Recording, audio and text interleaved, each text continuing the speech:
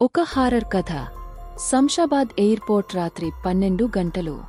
విమానాలు ల్యాండ్ అవుతున్నాయి, టేకాఫ్ అవుతున్నాయి. అయితే టెర్మినల్ బ్లాక్ మాత్రం ఎప్పటినుంచో మూసివేశారు.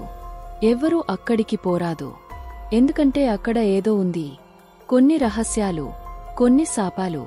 రాము అనే క్లీనింగ్ సిబ్బంది కొత్తగా డ్యూటీలో చేరాడు.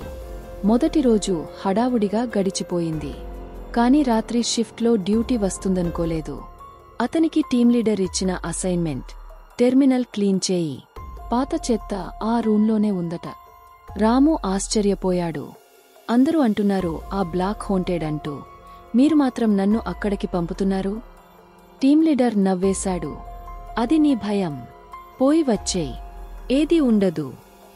రాము డ్రై మాప్ తీసుకుని అతి కష్టంగా ఆ బ్లాక్ వైపు నడిచాడు. తల ఉక్కిరిబిక్కిరిగా మారింది.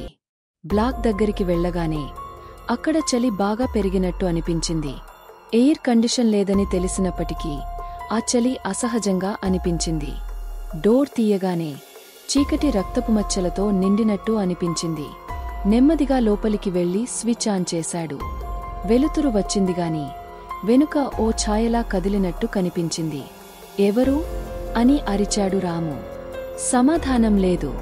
ఒక్కసారిగా ఓ ఫైల్ క్యాబినెట్ గద్దెను తాకింది. గాలి వేగంగా తిరుగుతూ గట్టిగా అరుస్తోంది. ఒక్కసారి చూశాడు. అద్దంలో తన ప్రతిబింబం కనిపించలేదు.